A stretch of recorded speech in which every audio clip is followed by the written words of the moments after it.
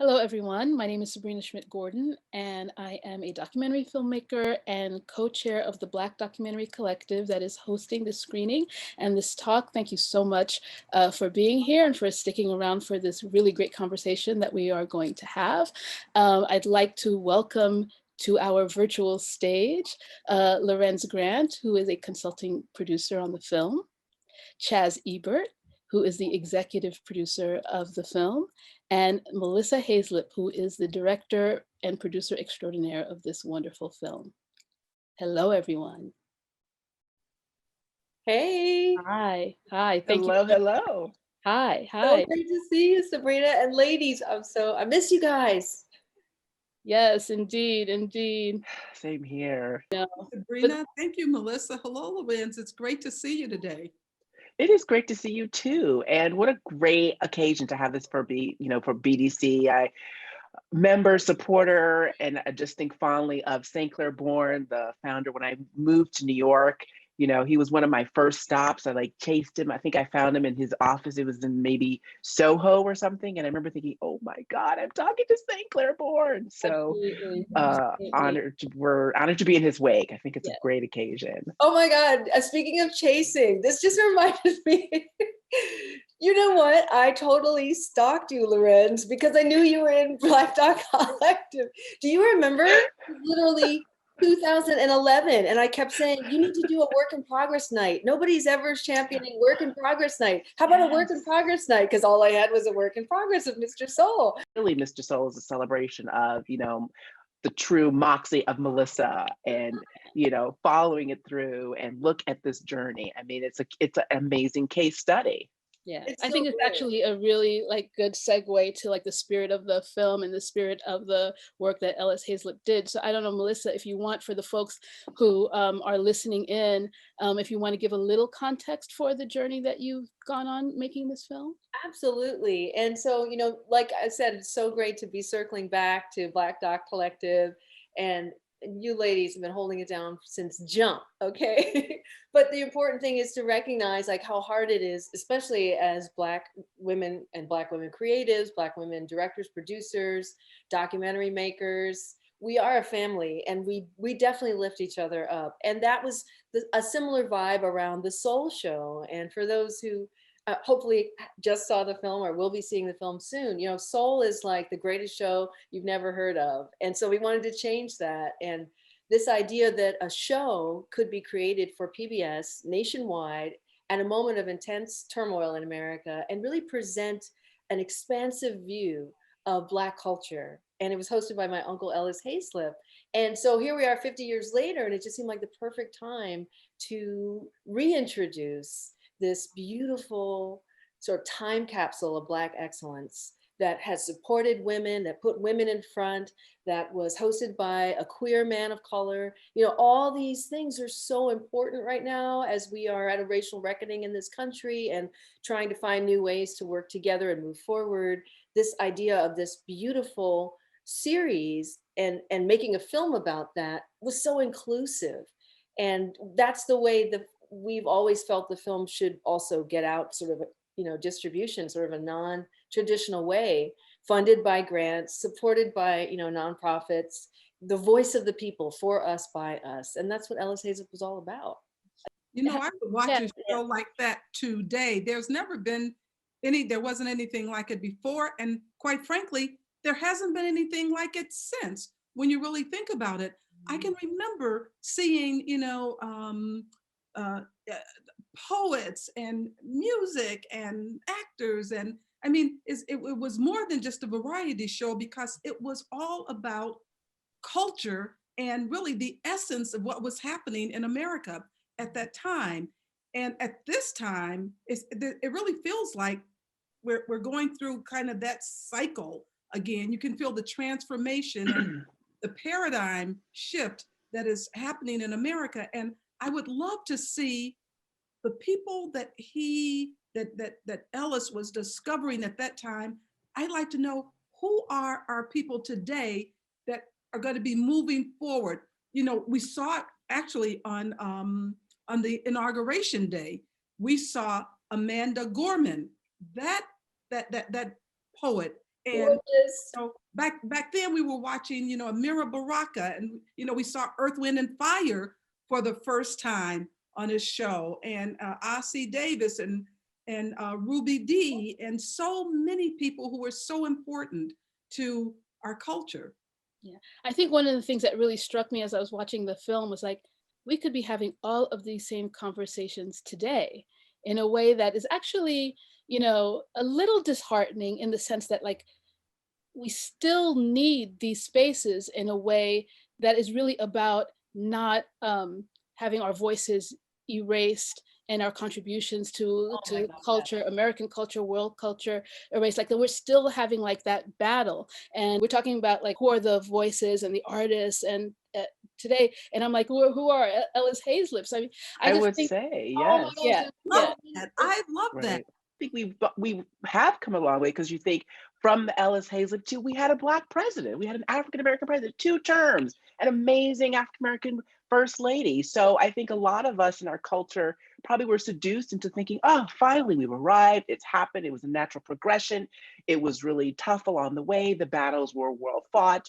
and and then we've seen, of course, what has subsequently happened and why we need, how everything is so fragile. And we've learned gains, it's almost a cliche, but it's like the gains are fragile, even our democracy that is supposed to, our gains need to be held inside this democracy is fragile. Yeah. So, when you think 50 about years on, it's spot on. and the strength though of Black women and how we are impacting change. Look at what Stacey Abrams has done for Georgia, and there's and now having MVP, I like to call her, Madam Vice President. It's just so extraordinary to think of Black women's place in our culture. And I know that Ellis saw that and was always putting people out front. Nikki Giovani, he had Toni Morrison, he had Maya Angelou, all reading from their first novels, like from The Bluest Eye when it first came out, or Maya Angelou reading from I Know Why the Caged Bird Sings, but she reads it as if it's just part of her journal, like she's speaking, and there's this like immediacy. And you think about the importance of Black women, not just Black women creatives. And Sabrina, I love what you said about erasure, because this idea of Black women's contributions in America have been consistently erased, and it's time to rewrite that narrative, right? And to step into that. And it's so exciting to have Kamala Harris right now. The other thing that really struck me, and I think the film does a really great job capturing, is what the sort of like nuance and depth that is brought to the work when it's being shared by us. Do you know what I mean? I think there's something really different about an interview with Nikki Giovani and James Baldwin than James Baldwin and Dick Cavett. You know what I'm saying? Like there's a very different vibe about that. And I just thought, like, as I'm watching that, so much of this is not just about presentation, but even the nature of the interaction is actually really groundbreaking. It's not something that you're used to seeing, So true, because when you look at all of some of the content from that era, from the 60s, and especially like there's a clip of James Brown, I think, on the Tonight Show, and he's angry, quote unquote, but he's really just responding to the way he's being treated in the chair and having to redefine and defend his Blackness. And this idea, instead, the complete opposite of that is to have a show like Soul, where you didn't have to defend your Blackness, where you were already embraced by your family, and Ellis Haizlip was just presenting the culture and curating the culture. We hadn't, this idea of ascribing value to culture and cultural institutions and having to fight for that value when we already knew innately that the value was there. And so Ellis Haizlip is saying, just here you go. Here's Ashford and Simpson. Here's Nikki Giovani. These are gifts. These are gifts of the culture that we already know and embrace. I just want to share that. And so that setting was completely different from any other show that you've seen from that era. And celebratory. Yes. And I love that fact of it. There was deep meaning and positivity, but I really want to champion you, Melissa. I mean, this is your first documentary feature as a woman of color director. And I think that should not get lost in this conversation, because I think that is part of that, in terms of, it's almost like that metaphor of who's doing this film, who's doing the framing, who's doing the point of view. You're the perfect one to frame this, because it isn't just this mishmash of, oh, look at these cool people on stage. I mean, this is a really deep film, but it's a great ride. It's like the package. And I know it took you so long to do. And in some ways, sometimes it takes, forever to be right on time, as they say. Oh my When I God. produced the documentary Yeah. on the Black Panthers, that took 50 years to finally come to fruition. And then once the funding came together, then it was like a 7-year journey. And in a weird way, maybe that landed just on time. And I think your film lands really just perfectly timed, because people are watching. And it's like, your film is a great reminder. It's a great film. It's a great ride. And it's just filled with just great music, great artistry, sort of a reminder of checking all those boxes of, wow, these are people who now are just they're just household names. And They weren't always so. Thank you, sweetheart. That's so beautiful. But really, something you just said about reminding, that was one of the reasons we brought it out during this time. Because at first we were really nervous because, George Floyd had happened, everything was popping off in May, and we were all just so wanting to do something and not knowing what we should do and how can we impact change, And I remember thinking, everyone's going to look back at this time and say, how do you feel? How did you feel? How did you get through it? And I said to myself, no, I wanted them to ask me, what did you do? What did you do though? How did you impact change? Were you out in the streets? Were you rallying? Were you a keyboard, fighter, freedom fighter? What was your revolution? And what was your contribution to that? And I kept thinking about what Ellis did and how he impacted change during that revolution. And I realized now is the time for this film. It's not about exploiting a moment when we're all at home, but it's actually a reminder. We wanted to remind people, especially people of color who are suffering the most from the pandemic and from this racial crisis. We want to remind them of their excellence. We want to remind them that there has always been Black excellence. It's not a hashtag, it's innate. And we wanted to remind them of Black love, Black strength, Black sister and brotherhood, Black power, Black truth. And all of that was something we knew we had in the film. And we thought, it's about the arts. The arts are healing. This can be a healing moment. And so that's why we went out on a limb and distributed it ourselves at a moment in August when we felt it might be the right time. Like perhaps time had caught up with Soul or Mr. Soul. I always felt like Ellis Haizlip was ahead of his time. And he knew that too when he was resigned to cancel the show. But he also knew that at one point, he said, when things go down, that it would catch up. And so maybe time has caught up to this moment for the film and for Ellis, because it took us 10 years to make. And part of that was mostly because of funding. But the message was always there. Chaz, I'd like you. Oh, okay. Go ahead, Chaz. I'm sorry, Sabrina. Let me wait and you're giving me a question. I wanted to just jump in to say to Melissa, you say it took you 10 years to do this. I am so glad that you were persistent. One of the things that I tell young emerging filmmakers or who want to be filmmakers, I said you have to have a passion for your project. Number one, it may take you a long time to do it. You have to raise money. You're going to meet obstacle after obstacle after obstacle. If this is not if you don't have a burning desire to do this, it's not as if somebody's just going to come and open the doors for you. That's not how it happens. Tell me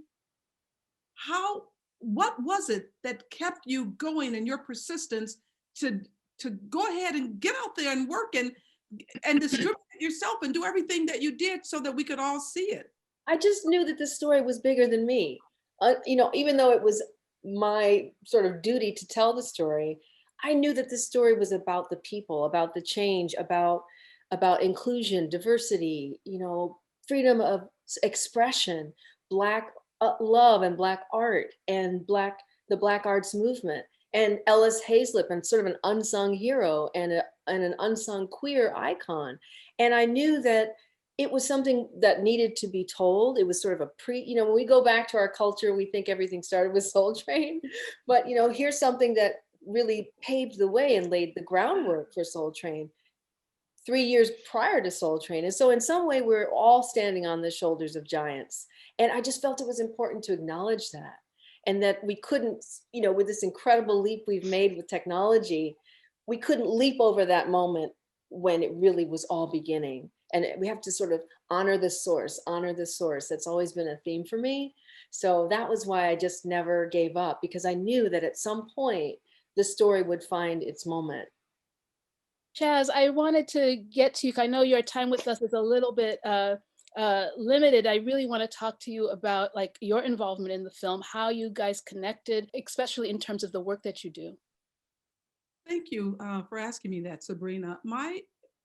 I met Melissa through Film Independent. I think it was, I don't know if it was exactly Project Involve. I think it was. Yeah. And he was one of the, at that time, I was just committed to doing more philanthropy in the film world. You know, my husband, the late Roger Ebert, was a film critic, and and that was his passion.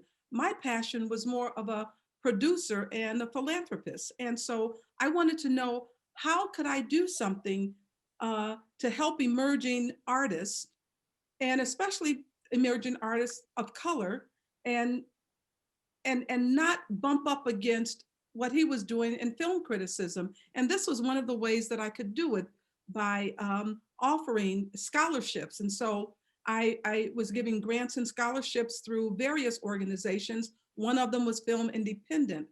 And I think Melissa was probably one of the very first people that we gave a grant to. She got the first Roger and Chaz Ebert Fellowship.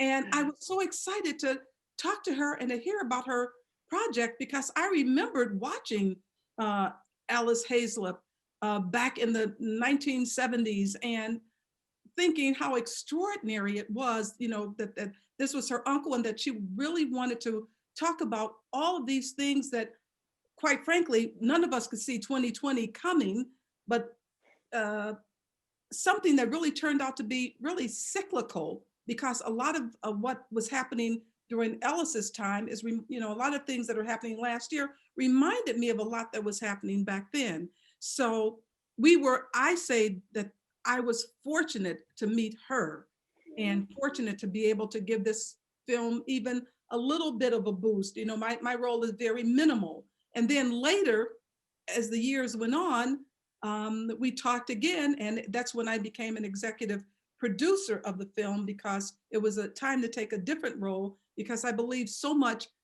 in the film. But you know, Lorenz, you put your finger on something. I believe so much in Melissa as a filmmaker. Thank you. Yes. That's also part of filmmaking, you know, and being able to tell stories, tell good stories, and tell our stories. You know, our stories are always told by others through other lenses, what gets reinforced or not reinforced, or how they think we should be perceived, you know, or they want to see us in a certain way, which, you know, it's still blowing my mind. That, I mean, I think that's amazing, you're self-distributing, but for me, this is like such an obvious go-to. Snap up this film and blast it to the world, because it's meaningful but also enjoyable. I mean, who wouldn't want that? You know, any person, any distributor. But it just shows what's still either, I don't know if it's a disconnect, or the lack of faith or trust or what have you, that still exists. You know, even though there's so many more of us, thankfully, are out there pushing through to tell our stories and to come with a unique lens. And but yet it's still, and even when you get through 10 years later, you still got to fight to get distribution. So it just shows the perseverance really is endless. I mean, it is a lengthy journey, and showing that that's what's also really what's at stake. I think one of the things that's in what your comment made me think of, Lorenz, is the way in which, and I think it's a little bit in the promotion, and I think, and it was talked about a little bit in the film, is that he was often referred to as like the Black Johnny Carson. And I think the film did a great job in, Yes. you know, making that connection, but also going beyond it. And do you want to talk a little bit about that? Because maybe that's what people are just not getting. He was not just the Black Johnny Carson. What he was doing is about so much more, you know what I'm saying? So funny, and you're so right. But sometimes you have to frame it that way. And many people said, oh, it's like the Black Tonight Show. And that's the one thing that sets them back in their tracks. And they go, what? The Black Tonight Show? I didn't know there was a Black Tonight Show. Exactly. So let me share with you, like I said, the greatest show you've never heard of. It's only because that was the model we knew at the time. You know, charming host, couple of nice little jokes, a nice format, couple of artists come on and do their little sets and then they go away.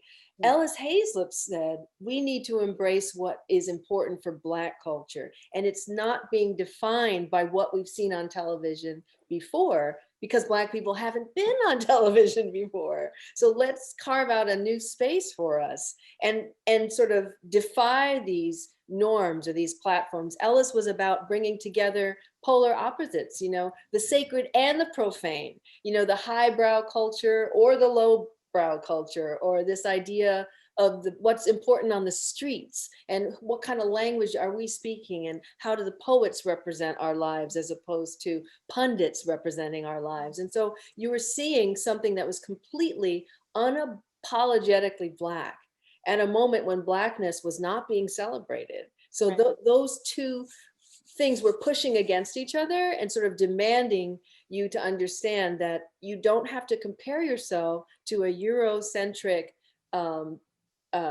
platform and model such as Johnny Carson to recognize that this show was the first kind of Black variety show that went beyond the only thing which was possible at the time, which was a public affairs show, which were like the shows that were set up as sort of Black power television shows, you know, like It Is with Gil Noble or Black Journal, these kinds of shows. So it really created a completely new space. And what it did set the stage for was like Arsenio Hall years later. And Arsenio Hall had his first. I was so surprised to see that. I had no his television premiere on Soul. Ellis Haizlip saw his potential and he was 15 years old doing that. Yes. And you know, something else that I love so much about this film is you can see there are moments when even Ellis doesn't know what to expect next. You know, there was a liveliness about it and it was like a really living, breathing thing that was happening. And I was trying to think of who in particular, but there were several moments like that and I The love Last Poets. Oh yes. They're so great. And you know when he actually says the name, and now they're gonna do Die Nigger, and everyone's like, And you know what was interesting in that scene? They were talking about like, okay, no one's gonna let us air this. You know, you have to bleep it, and your uncle did not want to bleep it, and said, well, okay, we'll bleep it, but like bleep it like a beat late, like the whole time.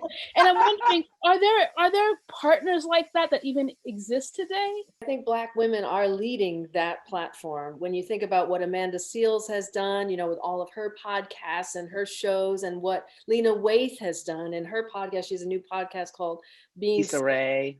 Issa Rae. We are definitely challenging these norms and saying we need to create our own space that isn't defined by, let's say, you know, what the ratings are or how it's going to be censored, if we have to worry about likes and clicks and, you know, clickbait. And so there's a different sense of urgency and not asking for permission and not waiting. Yeah. And that's what Ellis Haizlip was all about. He was like, I'm not going to ask permission.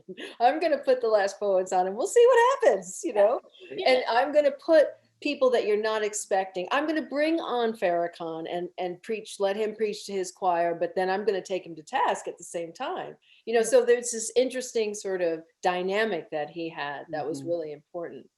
I wonder if maybe today we have social media, probably our equalizer, possibly, you know, from leading from film, you know, you had to have 35 millimeter film and studios to back you. Then it became 60 million, you know, and then video age, and now we're in social media age. So basically, you can post a tweet, a hashtag, or a TikTok, and go viral. You know, Issa Rae, as we know, spent years cultivating her character and audience online. You know, I mean, now you have maybe Jesus and Mero on Showtime, and now they're different platforms and there's different. Yeah.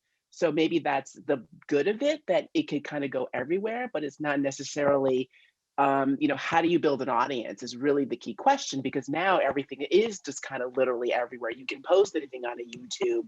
You can use a smartphone. You don't necessarily have to have the most or wait for permission for a broadcaster or even a streamer to back you or fund you. You can just post or distribute you, even though they still made the powerful gatekeepers. I mean, we still have this sort of gatekeeper situation. I mean, in a bizarre way, as open supposedly and streamers, and we can watch anything around the world at any time, there still is this sort of funneling of funding, of opportunity, of gatekeepers. And I think that is, that remains a potential challenge. But, as you said, innately we innovate. That's why we made Twitter and what it is. Yes, and Black Twitter, is undefeated. So, and something you said just brought up a point. I was talking to somebody about this film and about how the show was actually ended by Richard Nixon, and they said, yes. "Oh, that can't be true. That didn't happen." Melissa, it did happen, right? It did happen, and you have to recognize that the show Soul was on public television, and then you have to go up the ladder. Public television, was funded by the Corporation for Public Broadcasting, and then CPB is funded through government. So anybody who wants to sort of pull the do the puppeteering from up above can influence what gets funded. And as we know, yes, of course, we had to have a villain in the film, and that was easily played by Richard Nixon. But the truth was, when we went to the archives at the Nixon Library, we found the smoking gun.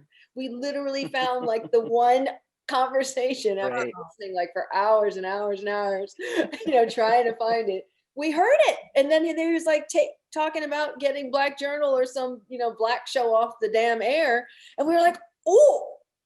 There it is. And so who's going to believe this? But we finally found it. And of course, there were other mitigating factors, and Soul was threatened, throughout its 5 years to go off every season. But when you have this moment of political influence and recognize how that impacts what we get to see, how our art is distributed and broadcast, that's really significant, and it certainly has ties to what happened in this most recent. Right. I mean, it's talk about another issue that's gone full circle. I mean, just the threat of free speech, of access again, even with these streamers and these platforms, and it's shown the power of speech and the power of these platforms. So, again, a credit to you, Melissa, to really be able to tie it all together. And I saw that moment when he's basically on tape saying that he wants to essentially silence these voices. I mean, that is a really powerful piece of, of footage that you were able to find, because I think often part of the struggle for Black liberation and equal and justice and equity and accountability is this debate about whether or not it's even happening. And so at least now we don't even have a question about whether or not it's happening. And, again, it just so much about the film made me think about like, this is as relevant today as it was, at the time. And I think so much about how brave everyone who was involved was. And I wonder too, and this is just, I'm curious, when you were doing your research, did you find any artists that did not want to be on the show? Yes. As a matter of fact, I was trying to figure out how to craft this. Great question. Yeah. I was trying to figure out how to craft a story about the people who were not on the show, because that was just as significant. For example, Ellis always wanted to have Diana Ross on the show. And so I was like, can I get to Diana Ross, first of all? But how do you ask people why they weren't on the show? And what was it about the show that was so threatening, even to Black artists who were crossing over into the mainstream? You have to remember that this is on the heels of the civil rights movement. So Jim Crow was like fresh. It was real. And this idea of Black culture finally crossing over and being marketable and being sellable, there were certain artists that wouldn't go on the show because they wouldn't want to associate themselves with something that was so radical or so, unapologetically Black that it might hurt their sales.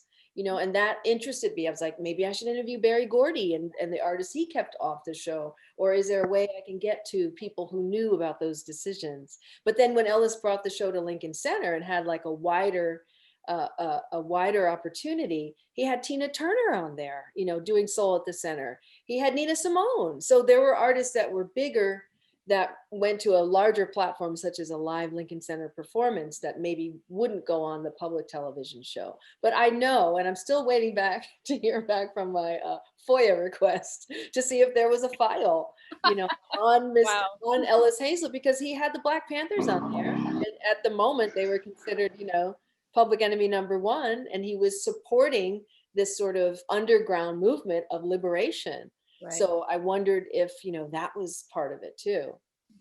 Well, I can't believe I have to say this, but we're actually out of time already. And I know there's so much more that we could keep talking about. So I want to give you each a chance, you know, really quickly, if you had any final thoughts that you wanted to share with the audience. I just want to thank everyone who stuck around for this wonderful conversation in the Q&A, and to check out the Black Documentary Collective. When you get a chance, you can just Google it. You'll find it on our website. You'll find us all over social media, on Instagram, Twitter, and Facebook are the main platforms. And of course, tell your friends to see Mr. Soul. And I'm going to give the floor first to you, Melissa. Just want to say thank you so much. And thank you, Sabrina. And thank you to all of our incredible team, Chaz, and to Lorenz, and everyone who has championed this film, and everyone out there who champions Black women and the work that we're doing in this space. We have, you know, it was a banner year for Black women directors in 2020, and I have supported all of them. But really, thank you for this opportunity, and just get out there and see the film. That's the most important thing. And to, you know, to be able to support the work that we're doing and know that we are incredibly grateful. Thank you. Chaz, you want to say a quick? I want to say thank you. I just enjoy talking to you because I grew up with 4 sisters, and I have 4 brothers and 4 sisters. I love these kind of conversations. And Melissa, you know, you deserve every accolade that this film has garnered. And I just, we're talking about cultural points, but I also just want people to know, when you watch this film, it's so entertaining. It's just a lot of fun. It's really entertaining to watch, and yet it has a lot of significance. So thank you. Ditto. I mean, I'm just really an honor to have played any kind of part at all in your journey, because I know they're long, they're hard. Sometimes they feel lonely. And, you know, when I said call me or text me any time of day or night, I'm so glad you did. We've had, you know, all kinds of conversations on all kinds of time zones and all kinds of climates. And it was so worth it. And I'm so proud and pleased to be here, that, you know, this is part of the journey, and, you know, keep celebrating, you know, Mr. Soul, celebrating your next film, celebrating the next works that come out of us all, and really wish everybody health and hope, some safety and sanity as we hopefully move into this next phase. And we will need, and glad and grateful that filmmaking has helped us get through this. Yes. Yes. And on that note, if you want a shot of some Black joy, watch the film. You really feel uplifted and really nourished by this film. Honestly, really, it's wonderful. It's just wonderful to see, you know. We love you guys. So thank you so much. Thank you so much. Thank you.